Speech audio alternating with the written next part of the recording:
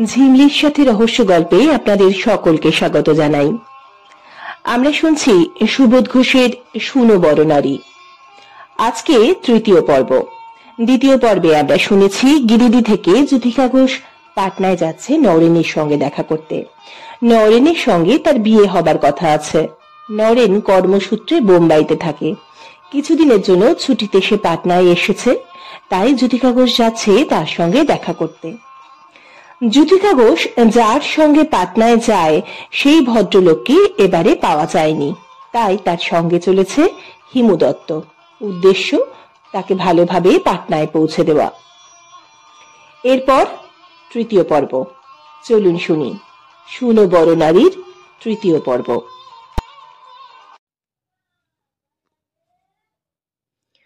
গিরিডি থেকে রওনা হবার পর কম সময় তো পার হয়ে গেল না, কিন্তু এই 9 ঘন্টার মধ্যে একটা মিনিটও বোধ হয় মনের আরাম নিয়ে জেগে থাকবার সৌভাগ্য হয়নি যুথিকার। বিরক্ত করেছে হিমু দত্ত, বারবার জব্দ করেছে হিমু দত্ত, ভয় পাইয়ে দিয়েছে হিমু দত্ত। বারবার লোকটাকে সন্দেহ করতে হয়েছে, আর সন্দেহ করেই ঠকতে হয়েছে। ইচ্ছে করেনি, তবু ওর উপকার সহ্য করতে হয়েছে। হিমু দত্তের মুখের দিকে বেশ কিছুক্ষণ তাকিয়েছিল যুথিকা ঘোষ, এবং নিজেরই বোধহয় হুঁশ ছিল না যে হিমু দত্ত হঠাৎ চোখ মেলে তাকিয়ে ফেলতে পারে, এবং দেখেও ফেলতে পারে যে চারু ঘোষের মতো মানুষের মেয়ে হিমু দত্তের মতো মানুষের মুখের দিকে তাকিয়ে আছে। কিন্তু হিমু দত্তের চেহারাটাকে যে একটা ভয়ানক গর্বের চেহারা বলে মনে হয়। ওর বিরুদ্ধে অভিযোগ করবার ক্ষমতা সংসারের সবচেয়ে সাংঘাতিক নিন্দুকেরও নেই। বোধহয় এই গর্বেই মজে আছে হিমু দত্তের মন। এটাই বোধহয় ওর বাতিকের একমাত্র আনন্দ।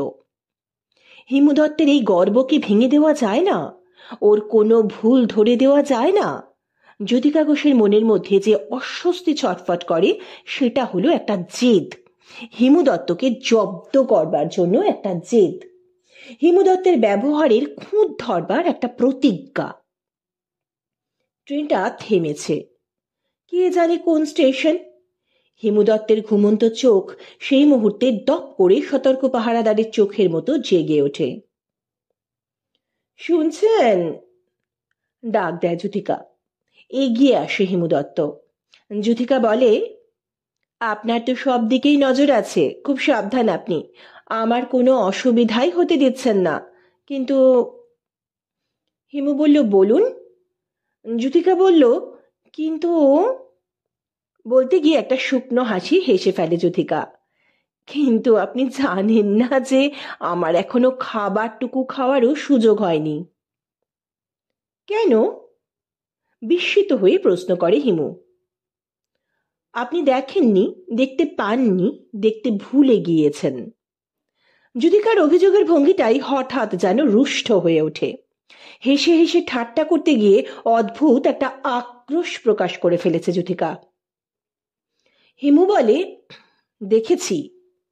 যুথিকা আশ্চর্য হয়, কি দেখেছেন?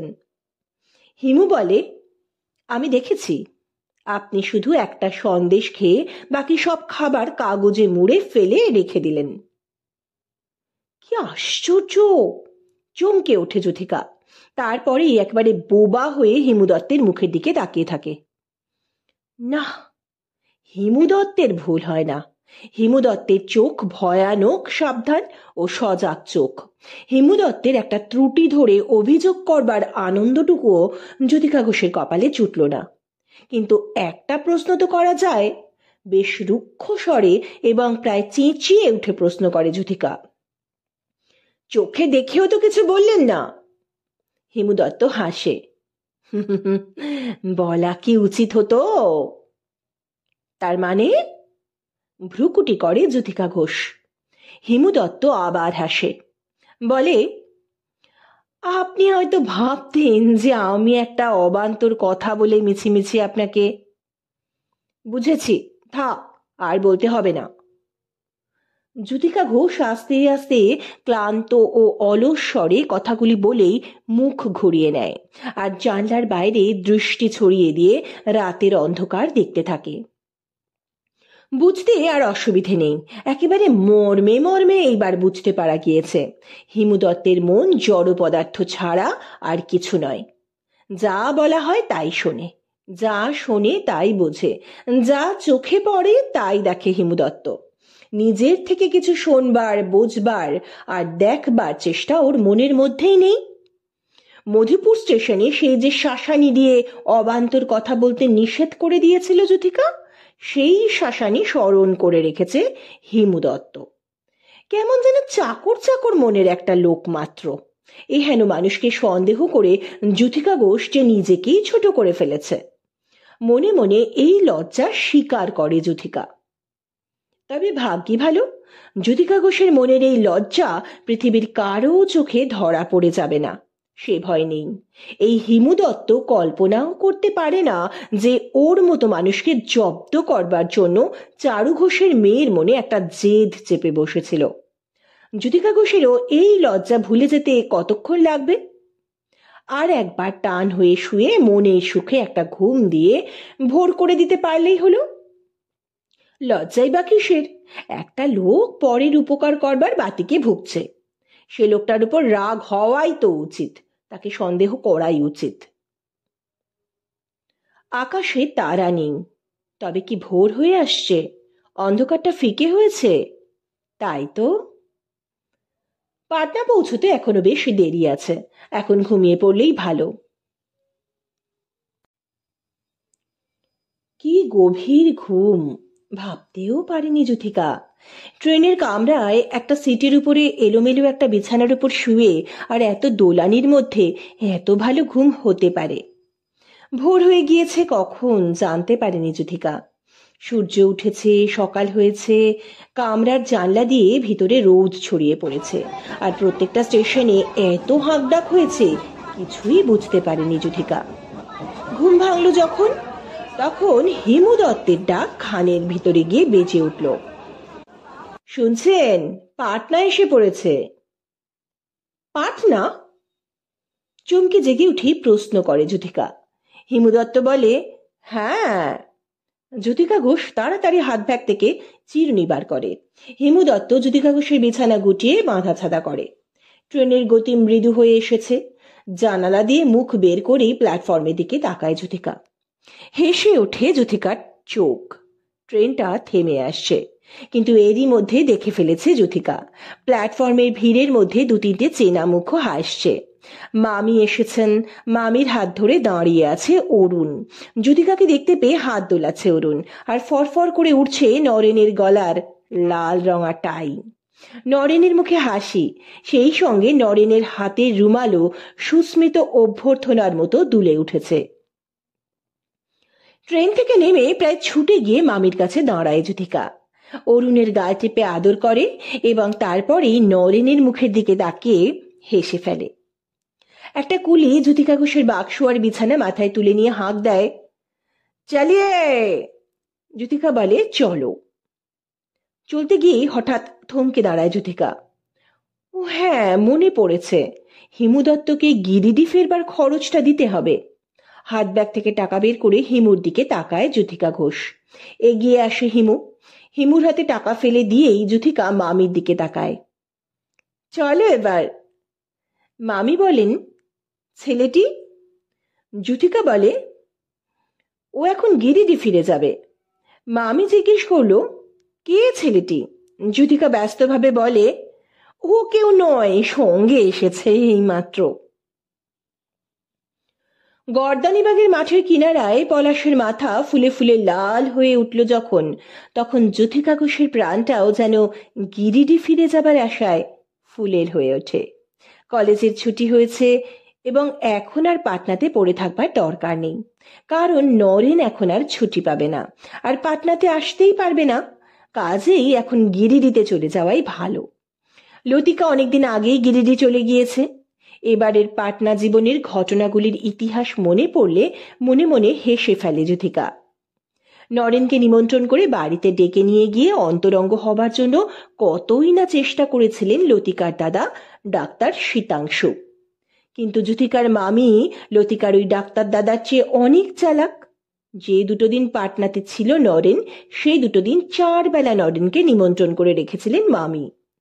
লতিকার ডাক্তার দাদার নিমন্ত্রণ স্বীকার করবার সুযোগই পায়নি নরেন। কিন্তু নরেনের মনটা একটু উদার এবং কোমলও বটে। জ্যোতিকার কাছেই কথায় কথায় অভিযোগ করেছিল নরেন, মামি এরকম 4 বেলা ধরে একটা জবরদস্ত নিমন্ত্রণ না খাওয়ালেই ভালো করতেন। শীতাংশুদা বেচারা নিজে এসে বারবার কত অনুরোধ করলেন, ওদের বাড়িতে গিয়ে 1 কাপ চা খেয়ে এলেও কত খুশি হতেন শীতাংশুদা। জ্যোতিকা গম্ভীর হয়ে বলেছিল, লতিকাও নিশ্চয়ই খুশি হতো। নরেন বলেছিল, তা খুশি হতো নিশ্চয়ই। জ্যোতিকা বলেছিল, গেলেই পারতে। নরেন হাসে, যেতে পারলে ভালোই ছিল, কিন্তু পারলাম কোথায়। সব ভালো নরেনের, শুধু ওর মনের এই দুর্বলতাটা ভালো লাগে না জ্যোতিকার। লতিকার দাদা শীতাংশু বাবুর জন্য নরেনের এত বেশি শ্রদ্ধা আবেগও জ্যোতিকা ঘোষের ভালো লাগে না। যাই হোক, শেষ পর্যন্ত জয়ী হয়েছিল মামির চেষ্টা এবং জ্যোতিকার ইচ্ছা। যে 2 দিন পাটনাতে ছিল নরেন, জ্যোতিকার সঙ্গে 4 বেলা দেখা হয়েছে। 2 দিন সন্ধ্যাবেলা দুজনে বেরিয়ে এসেছে এবং দুজনের মনের কথা দুজনের কানের কাছে আবার নতুন করে বলে বলে অনেক মুখরতা করেছে দুজনে। কোনো সন্দেহ নেই জ্যোতিকার, নরেনের মনও ব্যস্ত হয়ে উঠেছে। শুধু এভাবে বছরে কয়েকবার চোখের দেখা দেখে আর জ্যোতিকাকে শুধু 2 দিনের বেড়াবার আর গল্প শোনার সঙ্গিনী রূপে কাছে পেয়ে তারপরেই বোম্বাই চলে যেতে ভালো লাগে না নরেনের। কিন্তু ও এখনো তৈরি হতে পারছে না নরেন। ঠিক বুঝে উঠতে পারছে না কলকাতায় বদলি হবার সুযোগ পাওয়ার আগেই জ্যোতিকাকে বিয়ে করে হঠাৎ অত দূরে বোম্বাইয়ে নিয়ে যাওয়া উচিত হবে কিনা। জ্যোতিকা বলে, বিয়েটা হয়ে যাক না, বোম্বাই না হয় পরে যাব। হেসে ফেলে নরেন, অপেক্ষা করতে কি তোমার ভয় হচ্ছে? কোনো সন্দেহ হচ্ছে জ্যোতিকা? ছি, কি যে বলো, বরং তোমার মুখে এরকমের প্রশ্ন শুনতেই আমার ভয় করে। তবে অপেক্ষা করো। মৃদু হাসি হেসে জ্যোতিকাকে আশ্বাস দেয় নরেন। কিন্তু এভাবে আশ্বস্ত হতে হতে যেন হাঁপিয়ে উঠেছে জ্যোতিকার প্রাণ। মনের ভিতরে কোথায় যেন একটা কাঁটার খোঁচা খচখচ করে। ভালোবেসেও শান্ত হয়ে শুধু অপেক্ষা করবার একটা ভয়ানক শক্তি যেন নরেনের আছে। লতিকাদের বাড়ি যাবার জন্য, ডাক্তার শীতাংশুদার অনুরোধ রাখবার জন্য নরেনের মনের দুর্বলতাগুলিও যেন নরেনের একটা শক্তি। তাই জ্যোতিকার মনটা যেন মাঝে মাঝে অবসন্ন হয়ে যায়। ভালোবাসতে গিয়ে কি এভাবে কেউ হাঁপিয়ে পড়ে? এত সাবধান হতে হয় কি? বারবার এত দুর্ভাবনা নিয়ে গিরিডি থেকে ছুটে আসবার দরকার হয় কি? হারাই হারাই সদা ভয় হয়, এই বুঝি ভালোবাসার লক্ষণ। নরেনের বোম্বাই রওনা হবার দিন স্টেশনে গিয়েছিল জ্যোতিকা, মামিও গিয়েছিলেন। আর কি আশ্চর্য, লতিকার ডাক্তার দাদাও গিয়েছিলেন। লতিকা অবশ্য যায়নি এবং কেন যাবার সাহস হয়নি লতিকার সেটা অনুমান করতে পারে জ্যোতিকা। জ্যোতিকা আছে যে, একেবারে জলজ্যান্ত জ্যোতিকার চোখের সামনে দাঁড়িয়ে নরেনের সঙ্গে কথা বলবে লতিকা, এমন সাহসী প্রাণী নয় লতিকা। যাই হোক, ডাক্তার শীতাংশুদার এসেও কোনো লাভ হয়নি। ট্রেন ছাড়বার আগের মুহূর্ত পর্যন্ত নরেনের সঙ্গে অনর্গল কথা বললেন মামি। শীতাংশুদা নরেনের সঙ্গে একটা কথা বলবারও সুযোগ পেলেন না। পার্টনারি জীবনের কয়েক মাস আগের এই ইতিহাসের এক একটি ঘটনায় জ্যোতিকা ঘোষের আশা জয়ের গর্বে ভরে উঠেছে। শুধু একবার মনে হয়েছিল এবং মনটা বিরক্ত হয়ে উঠেছিল, নরেনের একটা চিঠির ভাষাতে একটু অবান্তর কৌতূহলের মায়া ছিল। লিখেছিল নরেন, লতিকা বোধহয় এখন পাটনাতে আছে। জ্যোতিকাকে চিঠি লিখতে গিয়ে লতিকার কথা মনে পড়ে নরেনের। এটা যে নরেনের মনের পক্ষে একটুও উচিত নয়। সরল মনের নরেন এটুকুও বুঝতে পারে না। গর্দানিবাগের পলাশের লাল দেখতে আর কি এমন সুন্দর। মধুপুর পার হলেই দুপাশে পলাশের মাথাগুলি এখন যে রঙিন আগুনের স্তবকের মতো ফুটে রয়েছে। জ্যোতিকাকে গিরিডি নিয়ে যাবার জন্য কবে আসবেন বলাই বাবু? মামি এসে বললেন গিরিডি থেকে কুসুমদির চিঠি এসেছে। বলাইবাবু আসবেন না লিখেছেন। মামির হাত থেকে চিঠিটা তুলে নিয়ে যুথিকা পড়ে। ব্যবস্থা হয়েছে, হিমুই তোমাকে গিরিডি থেকে নিয়ে আসবে। পরেশবাবুর পিসিমাকে কাশি রেখে আসতে গিয়েছে হিমু। হিমুকে বলে দেওয়া হয়েছে টেলিগ্রাম করে তোমাকে আগেই জানিয়ে দেবে কখন কোন ট্রেনে দানাপুর পৌঁছবে হিমু। মামি যেন তোমাকে বাড়ির গাড়িতে দানাপুর পর্যন্ত পৌঁছে দেয়। হিমুকে প্রশ্ন করেন মামি। হিমাদ্রি বাবু, হঠাৎ উৎফুল্ল হয়ে উত্তর দেয় যুথিকা, আর মুখের উপরেও যেন মাঠের পলাশের লাল আভাটা ছুটে এসে লুটিয়ে পড়ে। হিমাদ্রি বাবুকে আবার প্রশ্ন করেন মামি।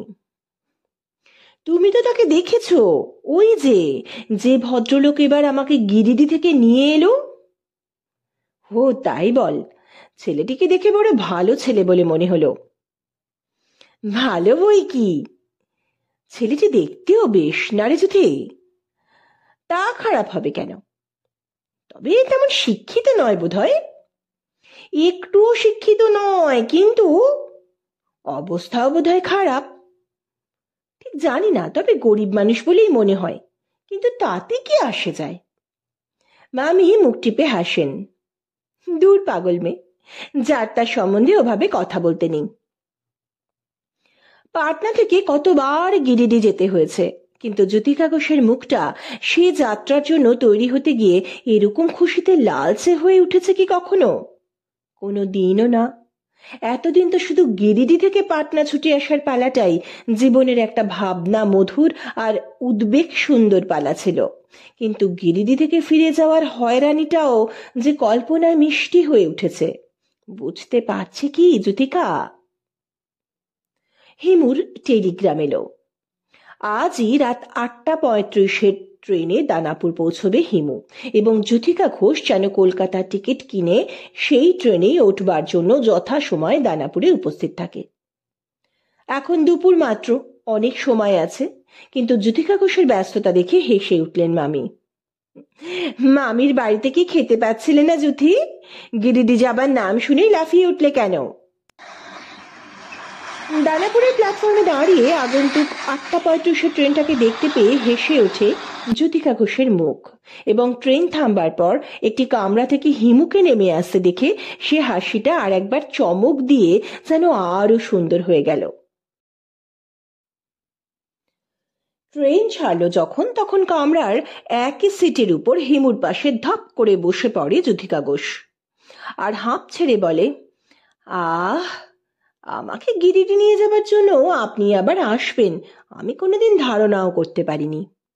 হিমু বলে, হ্যাঁ, আমি কাশি যাচ্ছি শুনতে পেয়ে আপনার মা ডেকে পাঠালেন। আর যুথিকা বলল, সব জানি সব জানি, আজই মা চিঠি পেয়েছি। যাই হোক, আমাকে কিন্তু পরের স্টেশনেই চা খাওয়াতে হবে। সেই বিকালে 1 কাপ চা খেয়েছিলাম। তারপর আর আমার ব্যাগটা ওপর থেকে একবার নামিয়ে দিন তো হিমাদ্রি বাবু, প্লিজ। আর দেখুন তো একবার সিটের নিচে, একবার উঁকি দিয়ে দেখুন না জলের কুঁজোটা উঠেছে না দানাপুরেই পড়ে রইল। উঠে দাঁড়ায় হিমু, আর যুথিকা ঘোষের এতগুলি নির্দেশের ইঙ্গিতে খাটতে গিয়ে যেন তাল সামলাতে পারে না। বাঙ্কের উপরে তাকিয়ে হিমু বলে, না, জলের কুঁজো নেই। আর উবু হয়ে বসে মাথা নিচু করে সিটের নিচে তাকিয়ে বলে, কই, আপনার ব্যাগ এখানে নেই।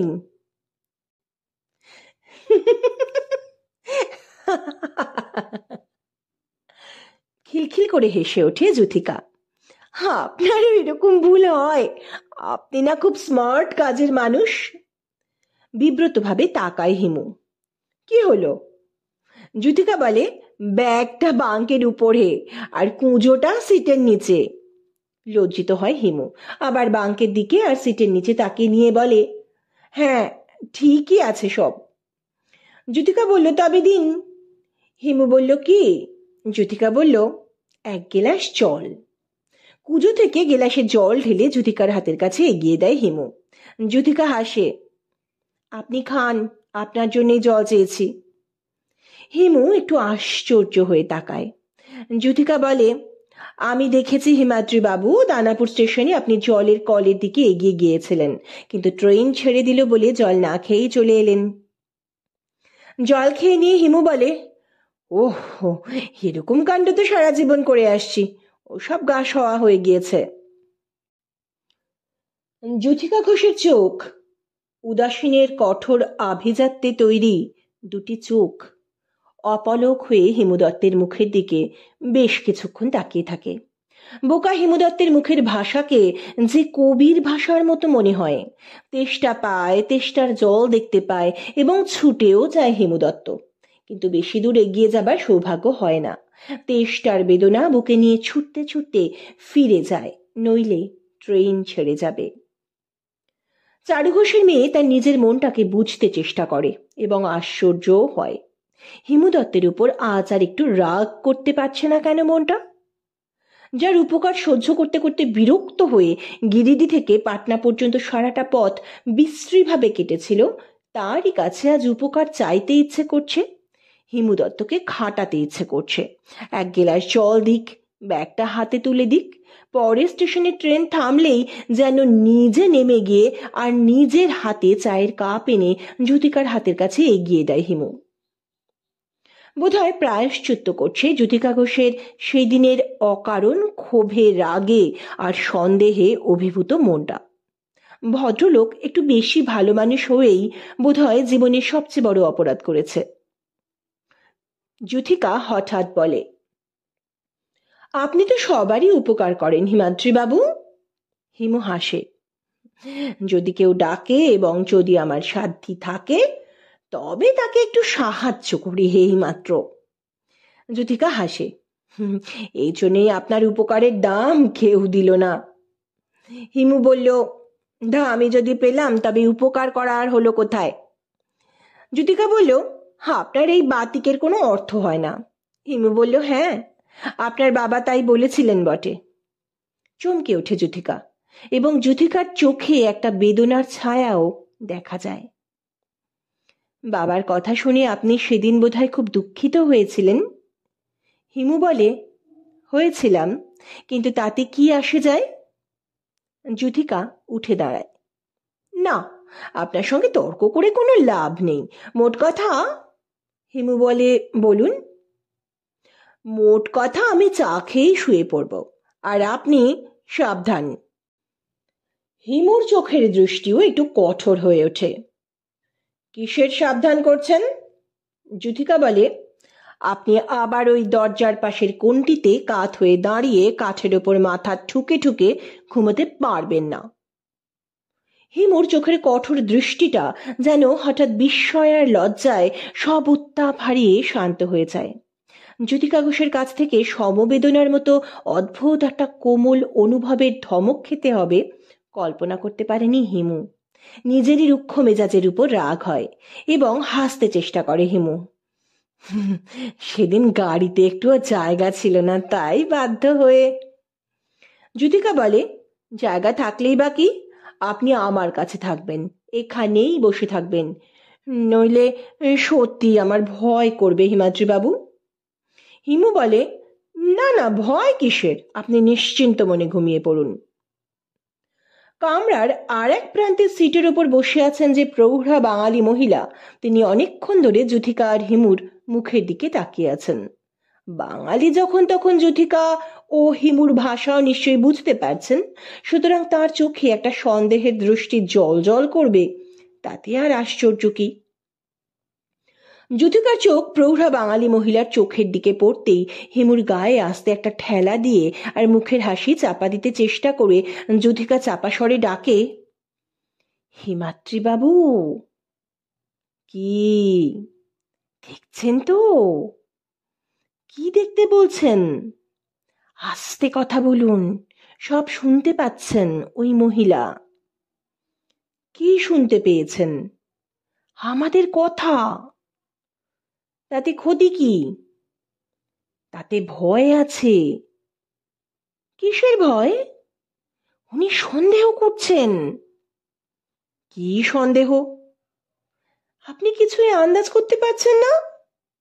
না, উনি সন্দেহ করছেন আমরা বোধহয় স্বামী স্ত্রী নই।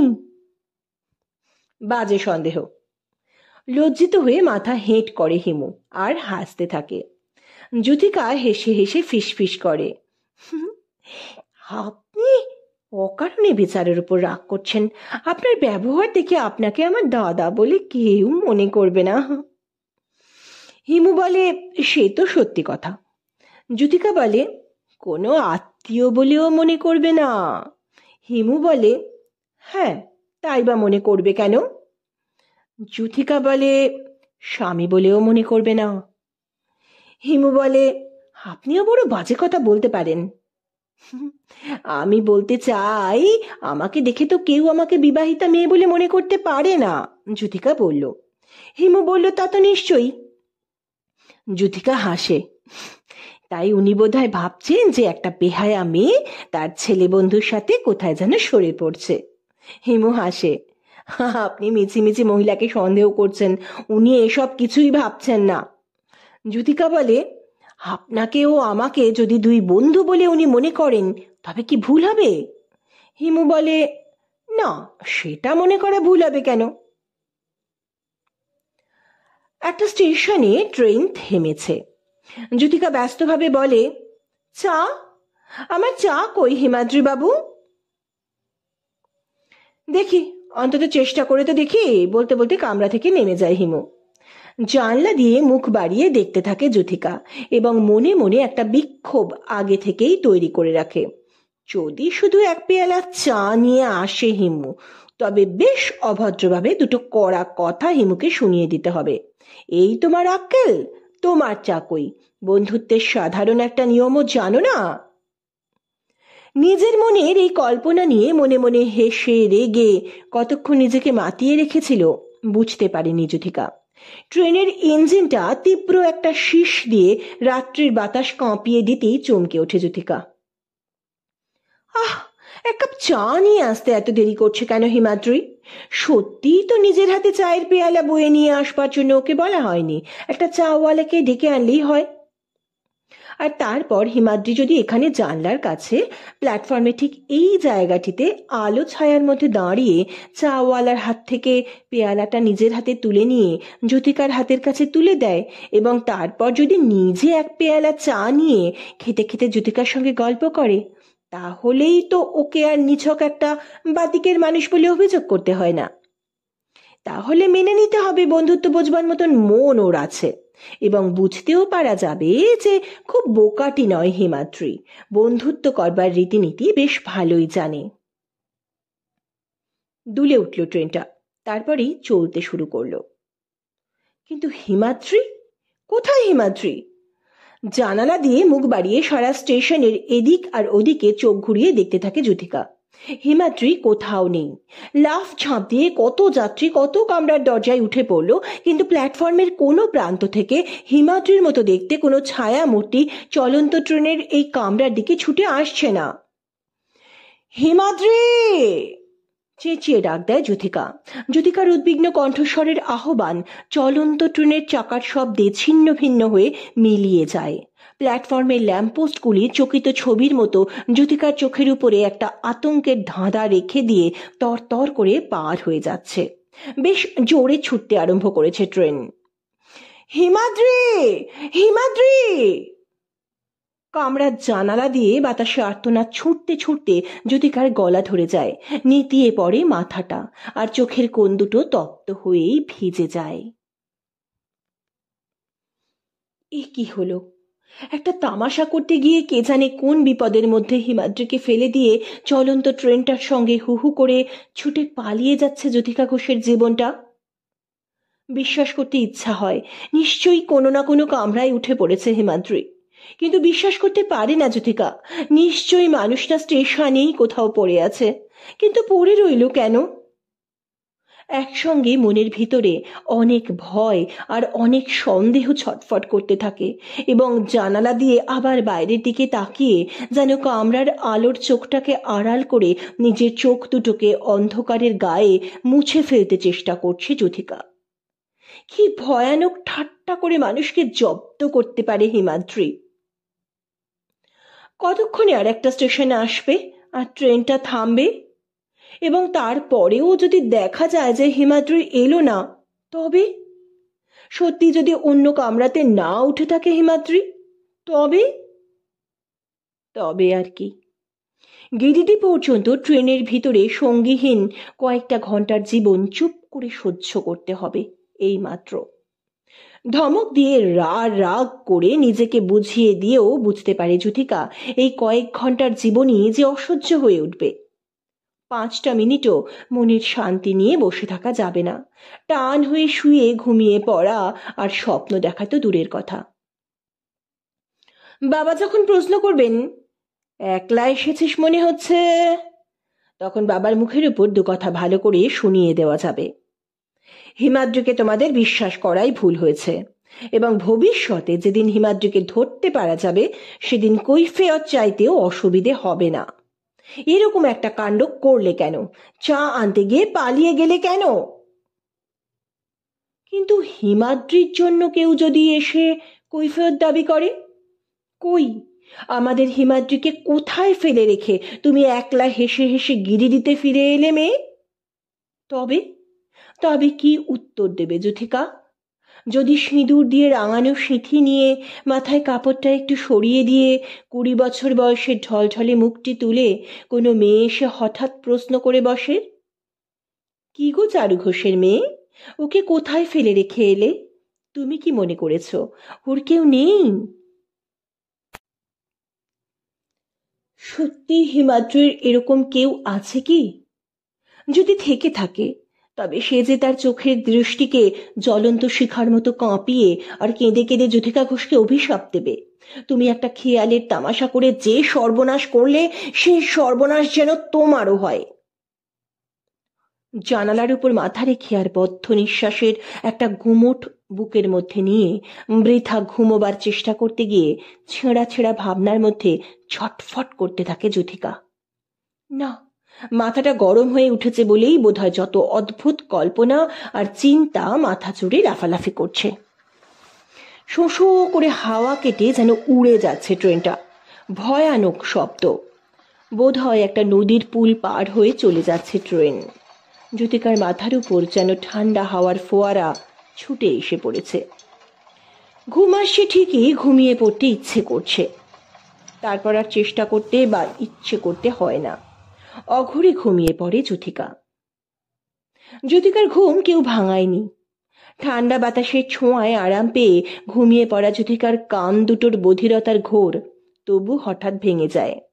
শুনতে পায় যুথিকা ট্রেনের কামরাটা যেন কথা বলছে। তুমি ছেলে কোথায়?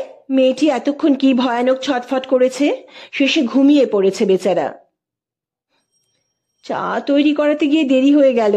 তাছাড়া চায়ের দোকানটাও তো প্ল্যাটফর্মের উপরে নয়, বেশ একটু ভেতরের দিকে। হঠাৎ ট্রেনটা ছেড়ে দিতেই দৌড়ে এসে শেষের দিকে একটা কামরায় উঠে পড়লাম। কি দরকার ছিল সামান্য চায়ের জন্য এত দূরে যাবার? ভেবেছিলাম তাড়াতাড়ি চাটা পেয়ে যাব, কিন্তু। তোমরা যাচ্ছ কোথায়? গিরিডি। তোমার বাড়ি গিরিডি? না, ঠিক আমার বাড়ি নয়। শ্বশুর বাড়ি? না না, সেসব কিছু নয়। তোমাদের বিয়ে বোধহয় বেশি দিন হয়নি। না না, সেসব কিছু নয়, আপনি খুব ভুল বুঝেছেন। চমকে চোখ মেলে তাকায় যুথিকা এবং বুঝতে পারে ওই প্রৌঢ়া বাঙালি মহিলা হিমাদ্রির সঙ্গে এতক্ষণ ধরে যে কথা বলছিলেন সে কথাই ঘুমন্ত যুথিকার স্বপ্নের ভাষা হয়ে কানের মধ্যে বেজেছে। যুথিকার পাশেই বসে আছে হিমাদ্রি। ট্রেনটা থেমে রয়েছে। যুথিকা ভ্রুকুটি করে গম্ভীর হয়ে বলে, তুমি এরকম একটা কাণ্ড করলে কেন হিমাদ্রি? হিমু বলে, আপনি বিশ্বাস করুন যে। যুথিকা বলল, বেশি আপনি আপনি করবে না, শুনতে বিশ্রী লাগে। তোমার বয়সের চেয়ে আমার বয়স কিছু কমই হবে।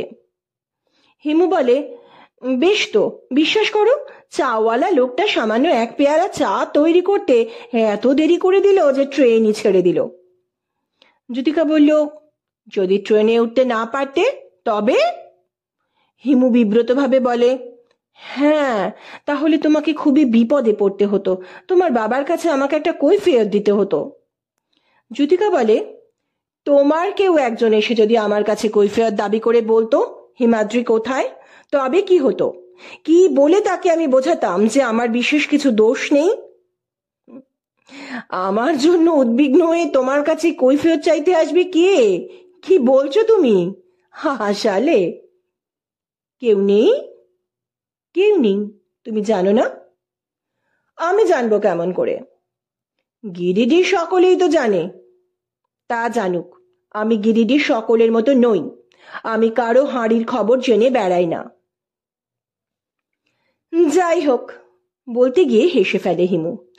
আমার কৈফিয়ত তো শুনলে, এবার বিছানাটা পেতে দিই কেমন? না, থাক। কতক্ষণ জেগে বসে থাকবে? যতক্ষণ পারি। না না, রাত জেগে লাভ নেই। লাভ আছে। কি? গল্প করতে পারা যাবে। হিমু হাসে। আমার সঙ্গে গল্প করলে তোমার লাভ হবে না যুথিকা। যুথিকার চোখ আবার গম্ভীর হয়। তার মানে? হিমু হাসে। আমি সত্যি গল্প টল্প জানি না, বলতেও পারি না যুথিকা। ছোট ছোট ছেলে মেয়েরা যাদের আমি পড়াই তারাও আমার উপর ভয়ানক রাগ করে গল্প বলতে পারি না বলে। ভুলু একদিন বলেই ফেললো, মাস্টার মশাইটা কিচ্ছু জানে না। যুথিকা বলল, এই তো বেশ গল্প করতে পারছো। প্রৌঢ়া বাঙালি মহিলা উপরের আলোটার দিকে তাকিয়ে যেন রাগের সুরে হঠাৎ চেঁচিয়ে ওঠেন, কি যে কাণ্ড! ছি, ভগবান জানেন কি ব্যাপার। মাথা হেঁট করে মুখের হাসি লুকিয়ে এবং হাতটাকেও লুকিয়ে লুকিয়ে এগিয়ে দিয়ে হিমুর কামিজের পকেটটা ধরে টান দেয় যুথিকা। ফিসফিস করে বলে, শুনলে তো হিমাদ্রি, মহিলা কি বলছেন? হিমু, না, ঠিক শুনতে পাইনি। যুথিকা বলে, মহিলা একটা সমস্যায় পড়েছেন। হিমু বলল, কিসের সমস্যা? যুথিকা, উনি বুঝতে পারছেন না কে কার সঙ্গে চলেছে। তোমার সঙ্গে আমি যাচ্ছি না আমার সঙ্গে তুমি যাচ্ছ। হিমু হাসে। তোমার কাণ্ড দেখে মনে হতে পারে তোমার সঙ্গেই আমি যাচ্ছি। যুথিকা বলে, তার মানে মহিলা তোমাকে একটা অপদার্থ বলে মনে করেছেন? হিমু বলল, অনেকেই তো তাই মনে করে, মহিলাও তাই মনে করবেন, তার আর আশ্চর্য কি? যুথিকা বলে, অনেকে মানে কে কে? হিমু বলে, তা কি আর মনে করে রেখেছি, দেখেছি অনেকেই তাই মনে করে। যুথিকা বলল, সেই অনেকের মধ্যে আমিও আছি বোধহয়। হিমু বলল, থাকলে দোষ কি? যুথিকা কটমট করে হিমাদ্রির মুখের দিকে তাকায়। ওভাবে বেঁকিয়ে কথা বলো না, ঠিক করে স্পষ্ট করে বলো, তোমার কি ধারণা আমিও তোমাকে অপদার্থ বলে মনে করি? হিমু বলল, বললাম তো, তাতে দোষের কি আছে? মনে করলে অন্যায় কিছু হবে না। কে বলে মাটির মানুষ? বেশ তো ক্ষোভ, অভিমান আর অভিযোগের টাটকা রক্ত মাংস দিয়ে তৈরি বেশ গভীর বুদ্ধির মানুষ। খুব বুঝতে পারে, খুব দেখতে পায়, আর কিছুই ভুলে যায় না। কি ভয়ানক নিখুঁত হিমাদ্রির মাটির মানুষের ছদ্মবেশটা! ইচ্ছে করলে ওর মুখের ওই বোকা বোকা হাসিটাকেই ঝিক করে কটা বিদ্যুতের জ্বালায় জ্বালিয়ে দিয়ে মানুষের মুখের দিকে বেশ তো তাকাতে পারে হিমাদ্রি। মানুষের মনের কোমলতার উপর বেশ আঘাত দিয়ে কথা বলতে পারে। যুথিকা ঘোষের মনের সব কৌতুক আর কৌতূহলের দুঃসাহস চমৎকার একটা নিষ্ঠুর বিদ্রোপের খোঁচা দিয়ে রক্তাক্ত করে দিয়ে এখন কেমন নির্বিকার মনে নস্যির ডিবে ঠুকছে হিমাদ্রি। যুথিকা বলে, আমিও তোমাকে এরকম একটা শক্ত কথা বলতে পারি। হিমু হাসে। হে, একটা কেন, অনেক বলতে পারো। যুথিকা, মিথ্যে অভিযোগের কথা নয়, সত্যি অভিযোগ। হিমু হাসে। তোমাকে সময় মতো এক পেয়ালা চা এনে দিতে পারিনি, এছাড়া আমার বিরুদ্ধে বোধহয় আর কোনো অভিযোগ খুঁজে পাবে না। যুথিকা বলে, খুঁজে পেয়েছি। হিমু বলল, কি? তুমি আমাকে একটা অহংকেরে মেয়ে বলে মনে করো। তা মনে করি, কিন্তু সেজন্য রাগ করি না নিশ্চয়ই। হিমু হেসে বলে, রাগ করবে কেন? তুমি যে ভয়ানক চালাক, মানুষকে ছোট ভাবতে তোমার বেশ মজা লাগে। আর আনমনার মতো কিছুক্ষণ চুপ করে থাকে যুথিকা। তারপরে গলার স্বরের একটা রুক্ষ তীব্রতাকে যেন কোনো মতে চেপে রেখে আস্তে আস্তে বলে, তাই পরের উপকার করে বেড়াও। ওটা মোটেই তোমার বাতিক নয়, ওটা তোমার ভয়ানক একটা অহংকার। মানুষ নিজেকে কত ছোট করে ফেলতে পারে তাই দেখে মনে মনে মজা করবার জন্য অকারণ পরের উপকার করে বেড়াচ্ছ। গিরিডির কেউ তোমাকে বুঝতে পারেনি, কিন্তু আমি বুঝতে পেরেছি। হিমু বলল, তুমি যে আমাকে আমার চেয়েও বেশি বুঝে ফেলেছ মনে হচ্ছে। আগে হ্যাঁ, তুমি নিজেই জানো না যে তুমি। জ্যোতিকা বলল। হিমু বলল, বলেই ফেলো। তুমি কি ভয়ানক চালাক আর অহংকারী। একটা নস্যি নিয়ে হিমু আবার হেসে ওঠে। বেশ, অনেক গল্প তো হলো। জ্যোতিকা হাসে। এবার ভয়ানক খিদে পেয়েছে। হিমু বলল, তোমার সঙ্গে খাবার আছে নিশ্চয়ই। জ্যোতিকা বলল, আছে, কিন্তু সে খাবার খাবো না। হিমু বলল, কেন? কোনো স্টেশনে ট্রেনটা থামুক, খাবারওয়ালার কাছ থেকে পুরি তরকারি কিনে খাবো, জ্যোতিকা জানায়। না, খবরদার না, হিমু বলে। তুমি বাধা দেবার কে? আমার বাধা না শুনলে কোনো লাভ হবে না। তার মানে? আমি তোমার সঙ্গে লুচি সন্দেশ খেতে রাজি হব না। চমকে ওঠে জ্যোতিকা এবং মনে মনে সারা গিরিডির একটা অসার ধারণার আনন্দকে ধিক্কার দেয়। হিমু দত্তকে চিনতে বুঝতে আর ধরতে পারে না কেউ। ওর বুকের প্রত্যেকটা নিঃশ্বাস, ওর উদাস আনমনা ভালো মানুষী চোখের প্রত্যেকটা দৃষ্টি যে চরম চালাকের লীলা খেলা। জ্যোতিকা ঘোষের মনের গভীরের এত গোপন ইচ্ছাটাকেও কত সহজে দেখে ফেলেছে হিমাদ্রি। সত্যি কথা, হিমাদ্রিকে লুচি সন্দেশ খাওয়াবার একটা ছুতো খুঁজছিল জ্যোতিকা, কিন্তু সন্দেহ ছিল জ্যোতিকার মনে। বাতিকের মানুষ হিমাদ্রি জ্যোতিকার খাবারের ঝুড়ির লুচি সন্দেশ স্পর্শ করতে রাজি হবে না। হিমুর সেই অনিচ্ছাকে জয় করবার জন্য কি কথা বলতে হবে তাও মনে মনে ঠিক করে রেখেছিল জ্যোতিকা। কিন্তু তুমি না খেলে আমিও লুচি সন্দেশ ছোঁবো না, এ কথা বলবার সুযোগও পেল না জ্যোতিকা। ধূর্ত হিমু দত্ত মানুষের মনের একটা সদিচ্ছাকে, একটা সৌজন্যের আগ্রহকেও কি ভয়ানক আঘাত দিয়ে ব্যথা দিতে জানে। কিন্তু হিমাদ্রির বুদ্ধির কাছে কি হার মানবে চারু ঘোষের মেয়ে জ্যোতিকা ঘোষ? জ্যোতিকা বলে, তুমি সত্যি যদি বাধা দিয়ে আমাকে পুরি তরকারি খেতে না দাও তবে মনে রেখো আমার খাওয়াই হবে না। হিমু বলে, কেন? তোমার সঙ্গেই তো ভালো খাবার আছে। জ্যোতিকা বলে, হ্যাঁ আছে, তেমনই থাকবে। হিমু বলে, তার মানে? জ্যোতিকা বলে, তার মানে তুমি যদি সেবারের জার্নির সময় আমার একটা ভুলের কথা ভুলতে না পেরে শুধু একটা প্রতিশোধ নেবার ইচ্ছায়। হিমু হাসে। তুমিও তো মানুষের ভুলের খুঁটিনাটি ধরতে কম যাও না। যাও, আমি তর্ক করতে চাই না। তর্ক ছেড়ে দিয়ে জ্যোতিকাও হাসে এবং সেই হাসির মধ্যে বোধহয় বিজয়িনীর মনের মতো একটা সুখী মনের গর্ব হাসে। খাবার খাওয়ার পালা একটু পরে শুরু হলেই ভালো হয়। এখন গল্পের পালা থামিয়ে দেওয়া উচিত নয়, কি বলো হিমাদ্রি? হেসে হেসে গল্প করবার আনন্দ অবান্তর কোনো প্রশ্নের আঘাতে এলোমেলো হয়ে যায় না। কথায় কথায় শুধু একটি প্রশ্নকে কয়েকবার টেনে নিয়ে এসে শেষে শান্ত হয়ে যায় জ্যোতিকা। তোমার কেউ নেই, এটা কি একটা কথা হলো? এ কথার কোনো মানে হয় না হিমাদ্রি। হিমু বলে, মানে হোক বা না হোক কথাটা সত্যি। জ্যোতিকা বলে, তুমি আমার কথাটাই বুঝতে পারোনি।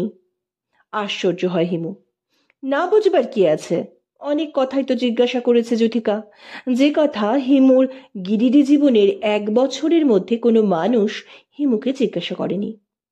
জ্যোতিকার ছোট ছোট এক একটা সরল প্রশ্নের উত্তরে হিমুও সরল ভাষায় উত্তর দিয়ে দিতে পেরেছে। হ্যাঁ, বাবা মা দুজনের কেউ এখন আর বেঁচে নেই, দেশের বাড়ি অনেকদিন আগেই বিক্রি হয়ে গিয়েছে, ভাই বোন কেউ নেই। চাকরির চেষ্টা করতে করতে সেই ডিব্রুগড় থেকে হঠাৎ এই গিরিডিতে এসে পড়া। এই তো ব্যাপার, দেখা যাক আবার কোন দিকে ভেসে পড়তে হয়। যুথিকা হেসে ফেলে।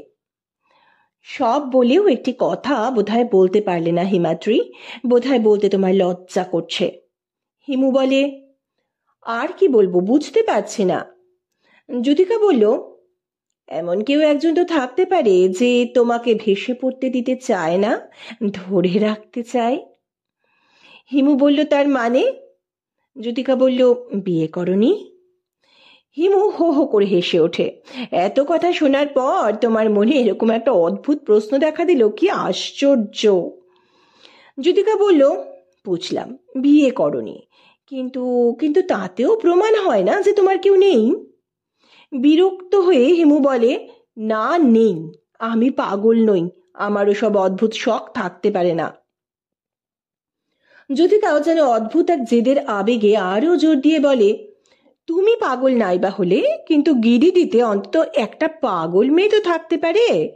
তোমার অদ্ভুত শখ না থাক, অন্য কারো তো থাকতে পারে, সে তোমাকে ভেসে পড়তে দিতে রাজি হবে কেন? হিমু বলে, না, এরকমও কেউ নেই। যুথিকা বলল, কেন নেই? হেসে ফেলে হিমু। ঠাট্টা করবার আর গল্প করবার কিছু না থাকলেও এইসব কথা বলতে হয় না। যুথিকা বলল, তোমাকে যদি ভয় করতাম তবে নিশ্চয়ই এসব কথা জিজ্ঞেস করতাম না। যুথিকার মুখের দিকে তাকিয়ে গম্ভীর হয়ে যায় হিমু। ভয় করে না যুথিকা, কিন্তু ভয় করে না বলেই কি এত ঠাট্টা করতে হয়? চারু ঘোষের মেয়ের মাথার মধ্যে এক রকমের পাগলামির পোকা আছে বোধহয়। কিন্তু মনটাকে এত গম্ভীর করে রেখেও বুঝতে পারে হিমু দত্ত যুথিকার প্রশ্নগুলি যেন হিমু দত্তের জীবনের উপর মানুষের মায়ার প্রথম অভিনন্দন। যে কথা কেউ জিজ্ঞাসা করেনি সে কথা জিজ্ঞাসা করেছে চারু ঘোষেরই অহংকারী মেয়ে। আপন বলতে কেউ আছে কিনা হিমু দত্তের? আর কটা কথা মনে পড়ে, এই তো সেই যুথিকা ঘোষ, যে মেয়ে হিমাদ্রি বাবু বলে প্রথম ডেকেছিল। সে ডাকের পিছনেও একটা ঠাট্টা ছিল নিশ্চয়ই, কিন্তু তবু তো ডেকেছিল, এবং শুনতেও খারাপ লাগেনি। কি বলছে যেন যুথিকা বুঝতে না পেরে প্রশ্ন করে। কি বললে? যুথিকা বলল, তোমাকে বন্ধু বলে ভাবতে সত্যি আর ভয় করে না। হিমুর গম্ভীর মুখ যেন হঠাৎ ভয়ের চমক লেগে কেঁপে ওঠে। বন্ধু? যুথিকা বলল, হ্যাঁ, তোমাকে কি একটা পূজনীয় গুরুজন বলে মনে করবো ভেবেছ? হিমু হেসে ফেলল। কিন্তু ভয় করবার কথা বলছো কেন? যুথিকা বলে, ভয় করে না বলেছি। হিমু বলল, কে? যুথিকা খিলখিল করে হেসে ওঠে। তোমার মতো একটা একলা অপদার্থ মানুষকে ভয় করব কেন? আস্তে একবার চমকে ওঠে হিমু, তারপরেই অন্যদিকে মুখ ফেরায়। অনেক রাত হয়েছে, আর বেশি গল্প করলে রাতটা যে চোখের উপরেই ভোর হয়ে যাবে। হিমু বলে, তুমি এবার শুয়ে পড়ো যুথিকা। যুথিকা ক্লান্তভাবে বলে, হ্যাঁ। বাঙ্কের উপর থেকে বেডিংটা টেনে নামিয়ে সিটের উপর পেতে দেয় হিমু। যুথিকা বলে, তুমি এই শতরঞ্চিটা ওই সিটের উপর পেতে ঘুমিয়ে পড়ো লক্ষ্মীটি, সেবারের মতো দাঁড়িয়ে দাঁড়িয়ে সারাটা পথ কষ্ট করে। হিমু বলে, না না, কষ্ট করব কেন, সেবার কামড়াতে জায়গায় ছিল না তাই বাধ্য হয়ে। যুথিকা বলে, আর একটা কথা। হিমু বলল, কি? যুথিকা আস্তে আস্তে বলে, তুমি আমার গায়ের উপর চাদর টাদর মেলে দিতে চেষ্টা করো না, কেমন? হিমু বলে, আচ্ছা। যুথিকা বলে, কিছু মনে করলে না তো? হিমু বলল, না। যুথিকা বলল, মহিলা হয়তো একটা বাজে সন্দেহ করে বসবেন, সেই জন্যেই বলছি।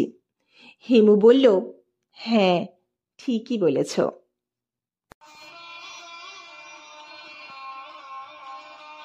সুনবরণারীর তৃতীয় পর্ব এখানেই শেষ হলো। উপন্যাসটির প্রথম এবং দ্বিতীয় পর্বের লিঙ্ক এই পর্বের ডেসক্রিপশন বক্সে দেওয়া রয়েছে। যারা এখনো শোনেননি তারা শুনে নেবেন। উপন্যাসটি ভালো লাগলে লাইক, শেয়ার এবং মতামত জানাবেন। আর যারা এখনো চ্যানেলটি সাবস্ক্রাইব করেননি তাদের কাছে অনুরোধ রইল চ্যানেলটি সাবস্ক্রাইব করবার। সুস্থ থাকবেন, ভালো থাকবেন। নমস্কার।